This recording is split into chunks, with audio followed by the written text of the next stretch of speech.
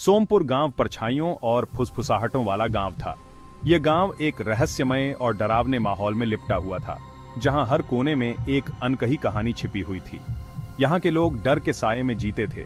हर रात जब अंधेरा छा जाता तो गांव के लोग अपने घरों में दुबक जाते, दरवाजे और खिड़कियां बंद कर लेते ताकि बाहर की डरावनी आवाजें अंदर न आ सकें। वो पहाड़ी पर बने पुराने हवेली से दूर ही रहते थे। हवेली के पास जाने का साहस किसी में नहीं था, क्योंकि वहां जाने वाले कभी वापस नहीं लौटे। डूबते सूरज के सामने वो हवेली एक डरावनी और विशालकाय साया बनाती थी। यह साया गांव के लोगों के दिलों में और भी डर पैदा करता था, जैसे कि हवेली खुद एक जीवित प्राणी हो। लोगों में अजीबोगरीब आवाजों की कहानियां मशहूर थीं। हर रात आग के चारों ओर बैठकर गांव के लोग उन आवाजों के बारे में बातें करते जो हवेली से आती थीं। वो लोग रहस्यमय रोशनियों और बिना शरीर की चीखों की बातें करते थे। हवेली से आने वाली ये आवाजें और रोशनियां गांव के लोगों के लिए एक पहेली बनी हुई थीं। उस हवेली को भूतिया हवेली के नाम से जाना जाता था। यह नाम सुनते ही लोगों के रोंगटे खड़े हो जाते थे और उनके चेहरे पर डर साफ झलकता था। यह अंधेरे का घर था। रात के समय हवेली और भी डरावनी लगती थी, जैसे कि अंधेरा खुद उसमें समा गया हो। कोई भी उस हवेली के पास जाने की हिम्मत नहीं करता था। यहाँ तक कि दिन के उजाले में भी लोग उस रास्ते से बचकर निकलते थे जो हवेली की ओर जाता था। बुजुर्ग लोग एक श्राप की बात करते थे। उनका मानना था कि यह श्राप हवेली के पहले मालिक ने दिया था, जो एक रहस्यमय तरीके से गायब हो गया था। उनका कहना था कि हवेली में एक बेचैन आत्मा का वास है।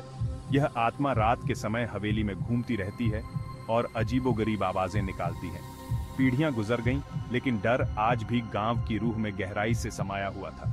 यह डर बच्चों से लेकर बुजुर्गों तक सभी के दिलों में बसा हुआ था। भूतिया हवेली उस गांव के चेहरे पर एक दाग की तरह थी। यह दाग गांव के लोगों के जीवन का हिस्सा बन चुका था, जिसे वे चाहकर भी मिटा नहीं सकते थे। ये उन अनदेखी दहशतों की याद दिलाती थी जो अंधेरे में छिपी हुई थीं। हवेली का हर कोना, हर दीवार एक अनकही कहानी बयां करती थी, जो गांव के लोगों के दिलों में हमेशा के लिए बसी हुई थी। अभिषेक एक पैरानॉर्मल इन्वेस्टिगेटर था। वो अंधविश्वास पर हंसता था। अपने कैमरे और ईएमएफ रीडर से लैस वो भूतिया हवेली के पीछे के सच को उजागर करने की ठान चुका था। अभिषेक ने गांव वालों की कहानियां सुनी थीं। उसने उन्हें सिर्फ कहानियां मानकर खारिज कर दिया, उनकी कल्पना की उपज। उसका मानना था कि तर्क और विज्ञान से ही अज्ञात को समझा जा सकता है। अभिषेक सोमपुर पहुंचा। उसके आगमन पर ग्रामीणों ने आशंकित नजरों से उसका स्वागत किया। उन्होंने उसे खतरों से आगाह किया। वो बस मुस्कुराया। वो हवेली में एक रात बिताने की जिद पर अड़ा था। अभिषेक को यकीन था कि उसे उन भयानक घटनाओं की कोई तार्किक व्याख्या जरूर मिलेगी। वो भूतिया हवेली के मिथक को तोड़ देगा। जैसे ही अंधेरा छाया, अभिषेक हवेली में दाखिल हुआ। हवा भारी हो गई। एक सीलन भरी गंध उसकी नाक में भर गई। हवेली में सन्नाटा पसरा था, सिवाय उसके अपने कदमों की आहट के।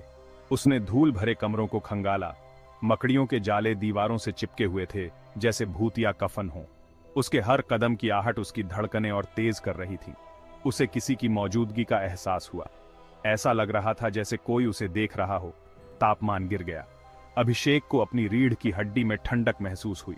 वो किसी अज्ञात शक्ति द्वारा खींचे हुए हवेली में और अंदर चला गया। अचानक हवा के एक झोंके ने एक दरवाजा जोर से बंद कर दिया।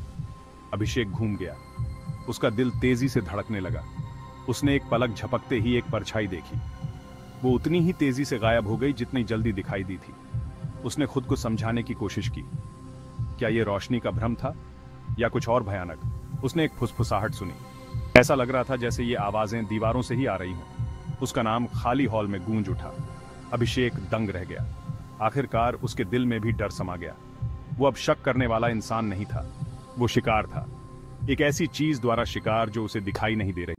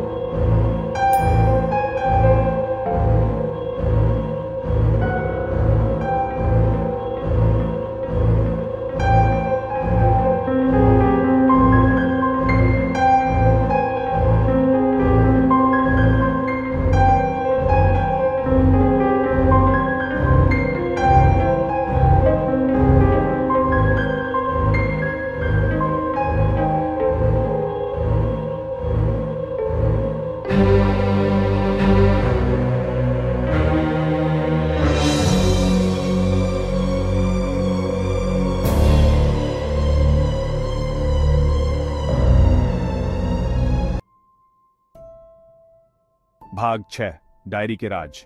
अन्या की डायरी ने एक काला मोड़ ले लिया। विराज पर एक झूठे अपराध का आरोप लगाया गया था। उसे कैद कर लिया गया था। अन्या का दिल टूट गया था। उसने अपनी निराशा, अपने अकेलेपन के बारे में लिखा। उसे विश्वास था कि विराज निर्दोष है। उसने उसकी बेगुनाही साबित करने की कसम खाई।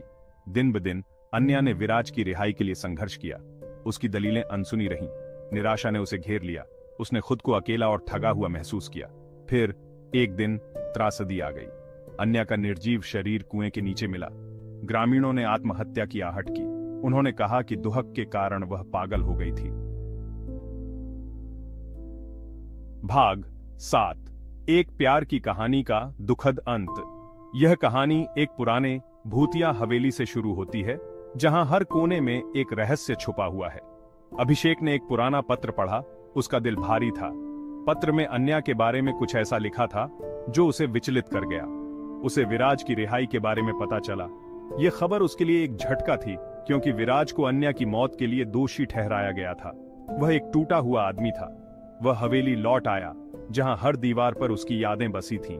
हवेली अब वीरान और खंडहर हो चुकी थी। वहां उसे अन्या की मौत का सच पता चला। उसने पाया कि अन्या ने अपनी जान नहीं ली थी। उसने अपनी जान नहीं ली थी। ये एक साजिश थी, एक गहरी और खतरनाक साजिश। उसकी हत्या कर दी गई थी। अभिषेक को यह जानकर गहरा धक्का लगा। ग्रामीणों ने विराज के कथित अपराधों के डर से अंधे होकर उस पर अन्यायपूर्ण आरोप लगाया था। वे इतने डरे हुए थे कि उन्होंने सच्चाई को अनदेखा कर दिया। उन्होंने उसे भगा दिया था और अपने डर के मारे उन्होंने अन्या को हमेशा के लिए खामोश करवा दिया था। यह एक भयानक और अन्यायपूर्ण कृत्य था। विराज क्रोध और दुख से भरा हुआ ने अन्या का बदला लेने की कसम खाई। उसने ठान लिया कि वह इस अन्याय का बदला लेकर रहेगा। उसने कसम खाई कि उनके प्यार को याद रखा जाएगा। वह अन्या की यादों को हमेशा जीवित रखेगा। वह रात में गायब हो गया। हवेली सन्न रह गई। हवेली की दीवारें अब भी उन दोनों की कहानियां बयां करती थीं।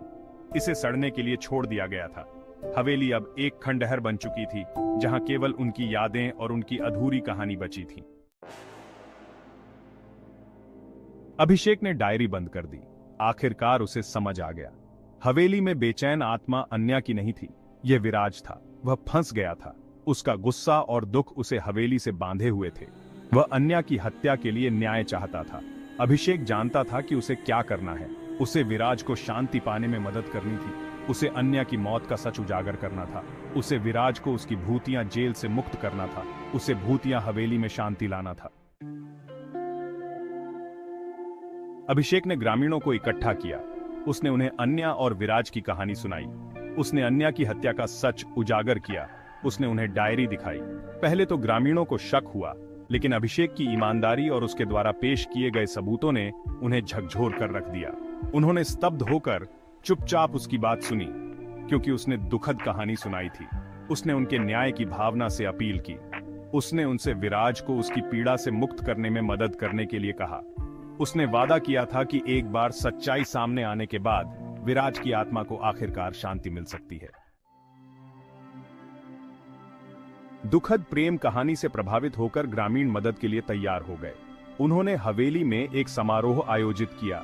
उन्होंने अपने पूर्वजों के कार्यों के लिए माफी मांगी। उन्होंने विराज से क्षमा याचना की।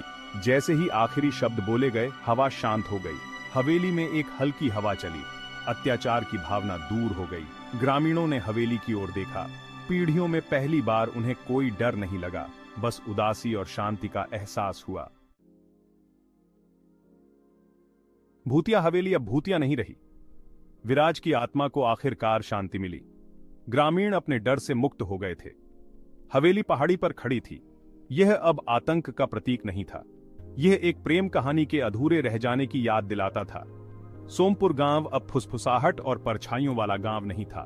यह आशा और उपचार का स्थान था। ग्रामीणों ने एक बहुमूल्य सबक सीखा। उन्होंने सीखा कि डर और पूर्वाग्रह के दुखद परिणाम हो सकते हैं।